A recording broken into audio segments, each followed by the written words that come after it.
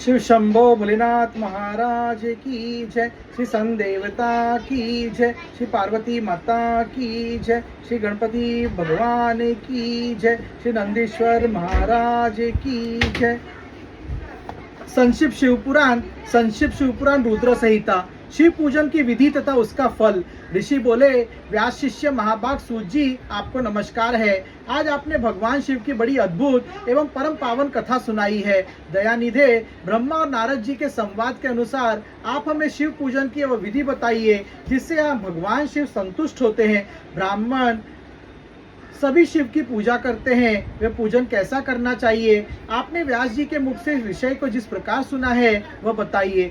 महर्षियों का वह कल्याणप्रद एवं श्रुति सम्मत वचन सुनकर सूत जी ने उन मुनियों के प्रश्न के अनुसार सब बातें प्रसन्नता पूर्वक बताई। सूत जी बोले, मुनीश्वरों, आपने बहुत अच्छी बात पूछी है, परंतु वो रहस्य की बात है। मैंने इस विषय को जैसा सुना है और जैसी मेरी बुद्धि है उसके अनुसार आज कुछ कह रहा हूँ। जैसे आप लोग पूछ रहे हैं उसी तरह पूर्व काल में व्यास जी ने संत कुमार जी से पूछा था, फिर उसे उपमन्यु जी ने भी सुना था। व्यास जी ने शिव पूजन आदि जो भी विषय सुना था उसे सुनकर उन्होंने लोकहित की कामना से मुझे पढ़ा दिया था। इस विषय को भगवान श्री कृष्ण ने महात्मा उपमन्यु से सुना था। पूर्व काल में ब्रह्मा जी ने नारद जी से इस विषय में जो कुछ कहा था वह इस समय मैं कहूँगा। ब्रह्मा जी ने कहा, नारद, मैं संक्षेप से लिंग पूजन की विधि बता रहा हूँ, सुनो। जैसे पहले कहा गया है वैसे जो भगवान सन शंकर का सुखमय, निर्मल एवं सनातन रूप है उसका उत्तम भक्ति भाव से पूजन करें। इससे समस्त मनोवांछित फलों की प्राप्ति होगी।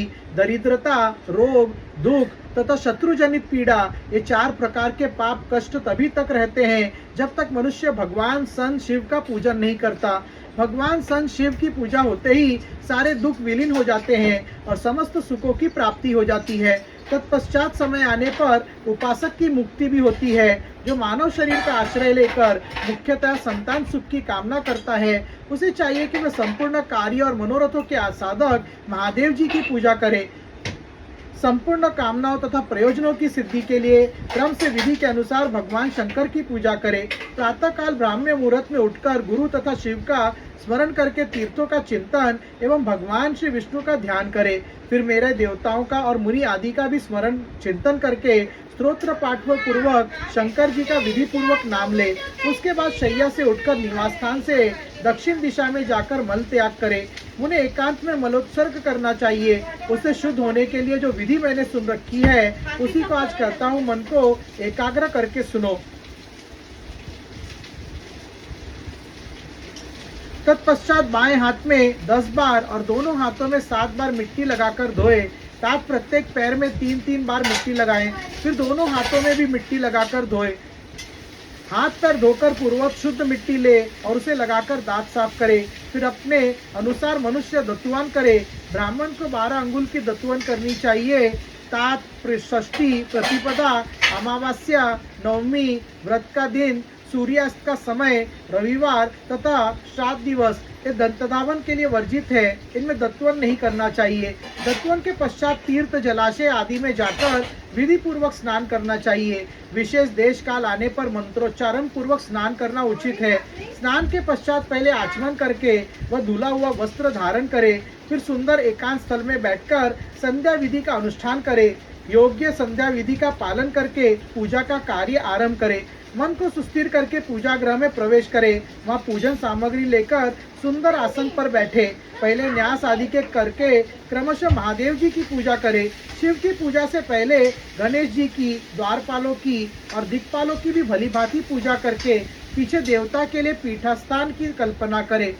जरा पंखा लगा दो ना। अथवा अष्टदल कमल बनाकर पूजा द्रव्य के समीप बैठे और उस कमल पर ही भगवान सन शिव को समासीन करे। तत्पश्चात 3 आचमन करके पुनः दोनों हाथ धोकर 3 प्राणायाम करके मध्यम प्राणायाम अर्थात कुंभक करते समय त्रिनेत्रधारी भगवान सन शिव का इस प्रकार ध्यान करे। उनके 5 मुख है, 10 भुजाएं हैं, शुद्ध स्फटिक के समान उज्ज्वलित कांति है। सब प्रकार के आभूषण उनके श्री अंगों को विभूषित करते हैं तथा वे व्याघ्र चर्म की चादर ओढ़े हुए हैं। इस तरह ध्यान करके वह भावना करे कि मुझे इनके समान ही रूप प्राप्त हो जाए। ऐसी भावना करके मनुष्य सदा के लिए अपने पाप को भस्म कर डाले। इस प्रकार भावना द्वारा शिव का ही शरीर धारण करके उन परमेश्वर की पूजा करे। शरीर शुद्धि करके मूल मंत्र का क्रमशः न्यास करे, अतः सर्वत्र प्रणव से ही संन्यास करे। ओम इत्यादि रूप से संकल्प वाक्य का प्रयोग करके फिर पूजा आरंभ करे। पाद्य, अर्घ्य और आचमन के लिए पात्रों को तैयार करके रखे। बुद्धिमान पुरुष विधि पूर्वक भिन्न भिन्न प्रकार के 9 कलश स्थापित करे, उन्हें कुशाओं से ढककर रखे और कुशाओं से ही जल कर लेकर उन सबका प्रोक्षण करे। तत्पश्चात उन सभी पात्रों में शीतल जल डाले। फिर बुद्धिमान पुरुष देखभाल कर प्रणव मंत्र के द्वारा उनमें निमांकित द्रव्यों को डाले। खस और चंदन को पाद्य पात्र में रखे। चमेली के फूल, शीतल चीनी, कपूर, बड़ की जड़ तथा तमाल, इन सबको रूप से कूट पीट कर चूर्ण बना ले और आचमनी के पात्र में डाले। इलायची और चंदन को सभी पात्रों में डालना चाहिए। देवादिदेव महादेव जी के पार्श्व भाग में नंदीश्वर का पूजन करे।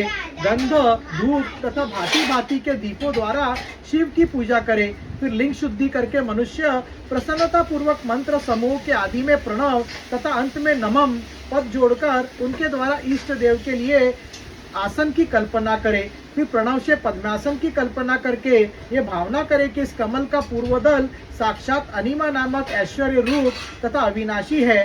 दक्षिण दल लघिमा है, पश्चिम दल महिमा है, उत्तर दल प्राप्ति है। अग्नि कोण का दल प्राकाम्य है, नैक्षत्र कोण का दल ईर्ष्ट तत्व है, वाव्य कोण का दल वशिष्ठ तत्व है, ईर्षान कोण का दल सर्वज्ञत्व है और उस कमल की कर्णिका को सोम कहा जाता है। सोम के नीचे सन सूर्य है, सन सूर्य के नीचे अग्नि है और अग्नि के भी नीचे धर्म आदि के स्थान है। क्रमशः ऐसी कल्पना करने के पश्चात चारों दिशाओं में अव्यक्त महत्त्व, अहंकार तथा उनके विकारों की कल्पना करे। सोम के अंत में सत्व, रज और तम, इन तीनों गुणों की कल्पना करे। इसके बाद सज्जोजातम प्रबध्यामि इत्यादि मंत्र से परमेश्वर संत शिव का आह्वान करे। ओम वामदेवाय नमः इत्यादि वामदेव मंत्र से उन्हें आसन पर विराजमान करे। फिर ओम तत्पुरुषाय विद्महे इत्यादि रुद्र गायत्री द्वारा इष्ट देव का सानिध्य प्राप्त करके उन्हें अघोर गव्यक्त इत्यादि अघोर मंत्र से वह निरुद्ध करे। फिर ईर्षानम सर्व विद्यानम इत्यादि मंत्र से आराध्य देव का पूजन करे। पाद्य और आचमनी अर्पित करके अर्घ्य दे। तत्पश्चात गंध और चंदन मिश्रित जल से विधि पूर्वक रुद्रदेव को स्नान कराए। फिर पंचगव्य निर्माण की विधि से पांचों द्रव्यों को एक पात्र में लेकर प्रणव से ही अभिमंत्रित करके उन मिश्रित गव्य पदार्थों द्वारा भगवान को नहलाए। तत्पश्चात पृथक पृथक दूध, दही, मधु, गन्ने के रस तथा घी से नहलाकर समस्त अभिष्टों का दाता और हितकारी पूजनीय महादेव जी का प्रणव के उच्चारण पूर्वक पवित्र द्रव्य द्वारा अभिषेक करे। पवित्र जल पात्रों में मंत्रोच्चारण पूर्वक जल डाले। डालने से पहले साधक श्वेत वस्त्र से उस जल को रीति से छान ले। उस जल को तब तक दूर न करे जब तक इष्ट देव को चंदन न चढ़ ले। तब सुंदर अक्षतों द्वारा प्रसन्नता पूर्वक शंकर जी की पूजा करे। उनके ऊपर कुश, अपामार्ग, कपूर, चमेली, चंपा, गुलाब, श्वेत, कनेर, बेला, कमल और उत्पल आदि भांति भांति के अपूर्व पुष्प एवं चंदन आदि चढ़ाकर पूजा करे। परमेश्वर शिव के ऊपर जल की धारा गिरती रहे, इसका भी व्यवस्था करे। जल से भरे भांति भांति के पात्रों द्वारा महेश्वर को नहलाए। मंत्रोच्चारण पूर्वक पूजा करनी चाहिए, वह समस्त फलों को देने वाली होती है। तात अब मैं तुम्हें समस्त मनोवांछित कामनाओं की सिद्धि के लिए उन पूजा संबंधी मंत्रों का भी संक्षेप से बता रहा हूँ, सावधानी के साथ सुनो। पावमान मंत्र से, वाग्मे इत्यादि मंत्र से, रुद्र मंत्र तथा नील रुद्र मंत्र से, सुंदर एवं शुभ पुरुष सूक्त से, शीर्ष सूक्त से, सुंदर अथर्व शीर्ष के मंत्र से, आनो भद्रा इत्यादि शांति मंत्र से, शांति संबंधी दूसरे मंत्रों से, भारुण मंत्र और अणु मंत्रों से, अर्थाभीष्ट साम तथा देवव्रत साम से, अभित्वा इत्यादि सन रथंतर साम से, पुरुष सूक्त से, मृत्युंजय मंत्र से तथा पंचाक्षर मंत्र से पूजा करे। एक सहस्त्र अथवा 101 जलधाराएं गिराने की व्यवस्था करे। वह सब वेद मार्ग से अथवा नाम मंत्रों से करना चाहिए। तदंतर भगवान सन शंकर के ऊपर चंदन और फूल आदि चढ़ाए, प्रणव से ही मुखवास तांबुल आदि अर्पित करे। इसके बाद जो स्फटिक मणि के समान निर्मल, निष्कल, अविनाशी, सर्वलोक कारण, सर्वलोक परमदेव हैं, जो ब्रह्मा, सन, रुद्र, इंद्र और विष्णु आदि देवताओं की दृष्टि में नहीं आते, वेद वेता विद्वानों ने जिन्हें वेदांत में मन वाणी के अगोचर बताए हैं, जो आदि मध्य और अंत से रहित तथा समस्त रोगियों के लिए औषध रूप है, जिनकी शिव तत्व के नाम से ख्याति है तथा जो शिवलिंग के रूप में प्रतिष्ठित है, उन भगवान शिव का शिवलिंग के मस्तक पर प्रणव मंत्र से ही पूजन करें। धूप, दीप, नैवेद्य, सुंदर, तांबूल एवं सुरम्य आरती द्वारा विधि से पूजन करके स्तोत्रों तथा अन्य नाना प्रकार के मंत्रों द्वारा उन्हें नमस्कार करें। फिर अर्घ्य देकर भगवान के चरणों में फूल बिखेरे और साष्टांग प्रणाम करके देवेश्वर शिव की आराधना करे। फिर हाथ में फूल लेकर खड़ा हो जाए और दोनों हाथ जोड़कर निमांतिक मंत्र से सर्वेश्वर सन शंकर की पुनः प्रार्थना करे। अग्न्याद्यादि वा ज्ञाना जग पूजपादिकम कृतम ददस्तु सफलम कृपण तव शंकर सन। कल्याणकारी शिव, मैंने अनजान में अथवा जानबूझकर जो जप पूजा आदि सत्कर्म किए हो, वे आपकी कृपा से सफल हो। इस प्रकार पढ़कर भगवान शिव के ऊपर प्रसन्नता पूर्वक फूल चढ़ाए, स्वस्ति वाचन करके नाना प्रकार की आर्षिम प्रार्थना करे। स्वस्ति वाचम ओम स्वस्ति न इंद्रो रुद्रश्वाम स्वस्तिम नम पूषा विश्ववेदाम स्वस्ति नस्ताक्षो अरिष्टेनेमिम स्वस्ति नो बृहस्पति धारतु इत्यादि स्वस्ति वाचन संबंधी मंत्र है।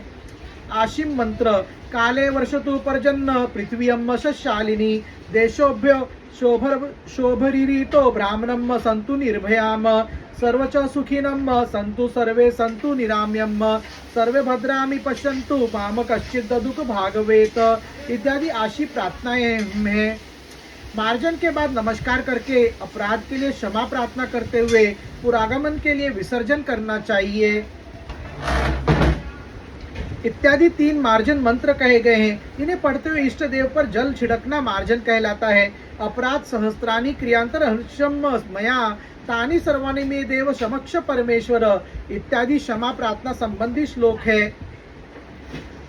नान्तु देवगणाम सर्व पूजा मदाय मामकीम अभिष्ट फलदाना पुरागमना च इत्यादि विसर्जन संबंधी श्लोक है। इसके बाद अध्याय से आरंभ होने वाले मंत्र का उच्चारण करके नमस्कार करें। ओम अध्यादेवा उदिता सूर्यस्य सन निरस्य पिपृता विनिर्वध्यात तनो मित्र वरुणा मामहन्ति मदित्यम सिंधुम पृथ्वी उदत्त दोम सन। फिर संपूर्ण भाव से विभोर हो इस प्रकार प्रार्थना करे। शिवे भक्तियम शिवे भक्तियम शिवे भक्ति भरवे भवे सन अन्यथा शरणम नास्ति तमेव शरणम मम। प्रत्येक जन्म में मेरी सन शिव में भक्ति हो, सन शिव में ही भक्ति हो, सन शिव में ही भक्ति हो। सन शिव के सिवा दूसरा कोई मुझे शरण देने वाला नहीं। महादेव आप ही मेरे लिए शरण दाता है। इस प्रकार प्रार्थना करके संपूर्ण सिद्धियों के दाता देवेश्वर सन शिव का पराभक्ति के द्वारा पूजन करे। विशेषतः गले की आवाज से भगवान को संतुष्ट करे। फिर सपरिवार नमस्कार करके अनुपम प्रसन्नता के अनुभव करते हुए समस्त लौकिक कार्य सुख पूर्वक करता रहे। जो इस प्रकार सन शिव भक्ति परायण हो, प्रतिदिन पूजा करता है, उसे अवश्य ही पग पर सब प्रकार की सिद्धि सफलता प्राप्त होती है। वह उत्तम वक्ता होता है तथा उसे मनोवांछित फल की निश्चय ही प्राप्ति होती है। रोग दुख, दूसरों के निमित्त से होने वाले उद्वेग, कुटिलता तथा विष आदि के रूप में जो जो कष्ट उपस्थित होता है, उसे कल्याणकारी परम सन शिव अवश्य नष्ट कर देते हैं।